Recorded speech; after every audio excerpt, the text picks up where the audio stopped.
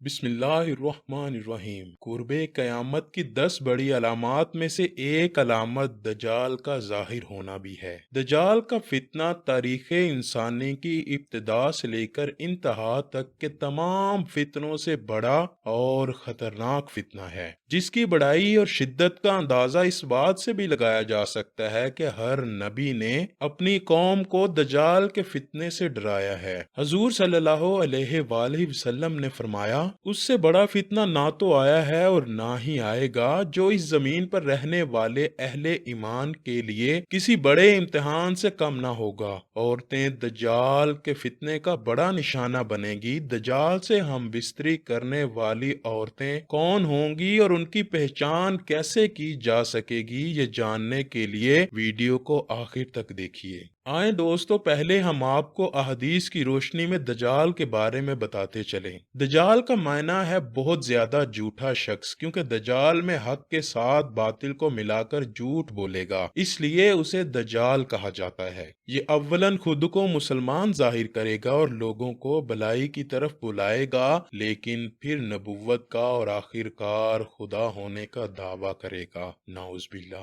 حضرت ابو امامہ رضی اللہ تعالیٰ عنہ سے روایت ہے کہ حضور صلی اللہ علیہ وآلہ وسلم نے ہم سب کو ایک لمبا خطبہ دیا اور تقریر میں دجال کا حال بیان فرمایا جب سے اللہ نے زمین پر انسان کو بھیجا ہے، اس کے بعد سے اب تک اللہ نے زمین پر دجال سے بڑا فتنہ پیدا نہیں فرمایا۔ تمام انبیاء اپنی امت کو دجال سے خوف دلا رہے ہیں، کیونکہ تمام انبیاء کے آخر میں ہوں اور تم ہی آخری امت ہو، اس لیے دجال تم ہی میں پیدا ہوگا۔ اگر وہ میری زندگی میں ظاہر ہو جاتا ہے تو میں تم سب کی جانب سے اس کا مقابلہ کرتا، لیکن چونکہ وہ میرے بعد ظاہر ہوگا، اس لیے ہر شخص اپنے نفس کی جانب سے اپنا بچاؤ کر لے گا۔ اللہ میری جانب سے اس کا محافظ ہوگا۔ سنو، دجال شام عراق کے مابین مقام حلہ سے ظاہر ہوگا اور اپنے دائیں اور بائیں پائے جانے والے ملکوں میں فساد پیدا کرے گا۔ آپ نے فرمایا، اے اللہ کے بندو، ایمان پر قائم رہنا، میں تم کو اس کی وہ حالت بیان کرتا ہوں جو تمہیں کسی نے نہ بتائی۔ پہلے وہ نبوت کا دعویٰ کرے گا، پھر کہے گا کہ میں خدا ہوں۔ مرنے سے پہلے خدا کو نہیں دیکھ سکتے تو دجال کیسے خدا ہوا؟ آپ صلی اللہ علیہ وآلہ وسلم نے فرمایا،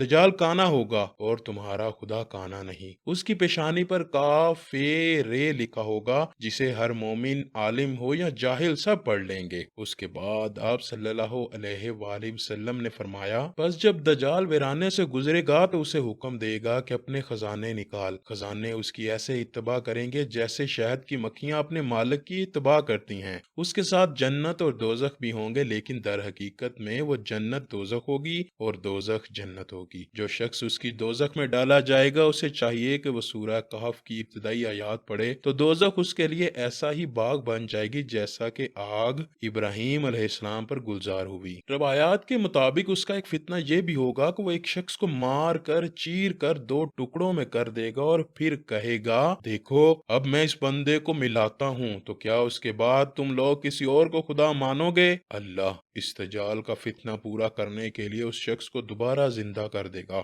پھر دجال اس سے پوچھے گا، تیرا رب کون ہے؟ وہ شخص کہے گا کہ میرا رب اللہ ہے اور تو خدا کا دشمن دجال ہے۔ خدا کی قسم، اب تو مجھے تیرے دجال ہونے کا یقین ہو گیا۔ دجال کا ایک فتنہ یہ بھی ہوگا کہ دجال آسمان کو حکم دے گا تو وہ بارش برسائے گا، زمین کو حکم دے گا تو زمین سبزہ اگائے گی۔ اس دن جانور خوب موٹے ہوں گے اور ان کے تھن دودھ سے لبریز ہوں گے۔ سوائے مکہ اور مدینہ کے کوئی خطہ ایسا نہ ہوگا جہاں دجال نہ پہنچا ہوگا۔ مکہ اور مدینہ میں داخل ہونے کی کوشش پر فرشتے اسے ننگی تلواروں سے روکیں گے۔ جہاں تک تعلق اس بات کا ہے کہ عورتیں دجال کے فتنے کا سب سے زیادہ شکار ہوں گی، تو آپ کو بتاتے چلیں کہ دجال قوم یہود میں سے ہوگا، جس کی پیروکار عورتیں اور یہودی ہی ہوں گے، جس سے معلوم ہوتا ہے کہ دجالی فتنے کا شکار زیادہ تر عورتیں ہی ہوں گی۔ ایک روایت میں آتا ہے کہ کٹر یہودی عورتیں دجال سے ناجائز تعلقات بنانے کی بھی کوشش کریں گی اور اس کے کڑیل جسم کو اپنانے کے لیے ان یہودی عورتوں میں جنگ چھڑ جائے گی، اور یہ عورتیں دجال کو اپنی طرف مائل کرنے کے لیے طرح طرح کے ہتھ کنڈے اپنائیں گی۔ مختلف احادیث میں دجال کا حلیہ بتایا گیا ہے۔ ان تمام کو سامنے رکھنے سے دجال کا جو حلیہ سامنے آتا ہے وہ یہ ہے کہ دجال ایک جوان مرد ہوگا، دراز قد اور ایک آنکھ سے کانا ہوگا، اور کانی آنکھ ایسی ہوگی جیسے پھولا ہوا انگور ہو، جبکہ اس کی ایک آنکھ خون آلود ہوگی۔ اس کا سینہ چوڑا اور ذرا سا اندر کی طرف دھنسا ہوگا۔ دجال کی پیشانی چوڑی ہوگی اور دونوں آنکھوں کے درمیان کاف فے رے یعنی کافر لکھا ہوگا، جسے ہر مسلمان پڑھ سکے گا، چاہے اسے پڑھنا آتا ہو یا نہ آتا ہو۔ اس کے بال گنگریالے ہوں گے۔ اس کی جوانی کو دیکھ کر زیادہ تر عورتیں اس کی دیوانی ہو جائیں گی۔ اس کی سواری میں ایک بڑا گدھا ہوگا۔ اس کا ظہور شام اور عراق کے درمیان ہوگا اور وہ وہاں رسالت کا دعویٰ کرے گا۔ اس کے بعد وہ اصفہان چلا جائے گا، جہاں اس کے ہمراہ 70,000 یہودی ہوں گے۔ وہ یہیں سے خدائی کا دعویٰ کر کے چاروں طرف فساد پیدا کرے گا اور زمین کے مختلف مقامات کا گشت کر کے لوگوں سے خود کو خدا کہلوائے گا۔ خدا لوگوں کی آزمائش کے لیے اس سے بڑے بڑے عجیب کام کروائے گا، جس کی پیشانی پر کاف فے رے لکھا ہوگا، جس کی پہچان صرف اہل ایمان ہی کر سکتے ہیں۔ اس کے پاس ایک آگ ہوگی جو کہ وہ دوزخ سے تعمیر کرے گا، اور ایک باغ ہوگا جس کو وہ جنت کا نام دے گا، جو مخالفین کو آگ میں جبکہ موافقین کو جنت میں ڈالے گا۔ اس کے پاس کھانے پینے کی چیزوں کا ایک بڑا ذخیرہ ہوگا، جس کو چاہے دے گا، اور جو اس کے مخالف ہوگا وہ اس کو مذکورہ چیز نہیں دے گا۔ اس طرح کی بہت سی سزائیں مسلمانوں کو دے گا، لیکن اللہ کے فضل سے اللہ کی تسبیح مسلمانوں کو کھانے کا کام دے گی۔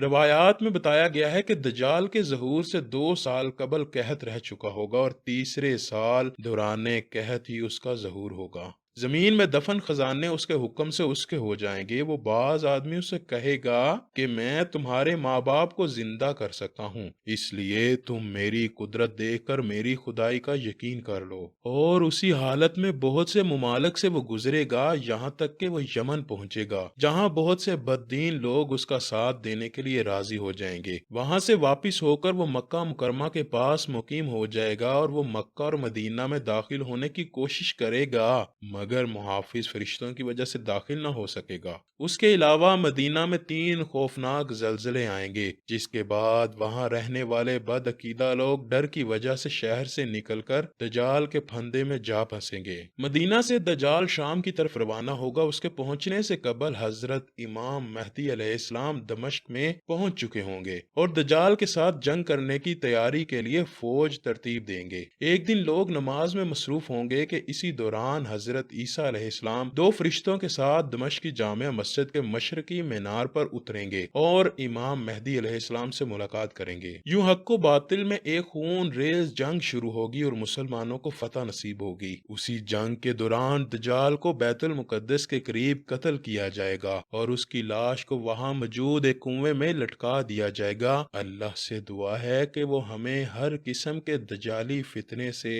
محفوظ فرما کر نیک اعمال کرنے کی توفیق عطا فرمائے۔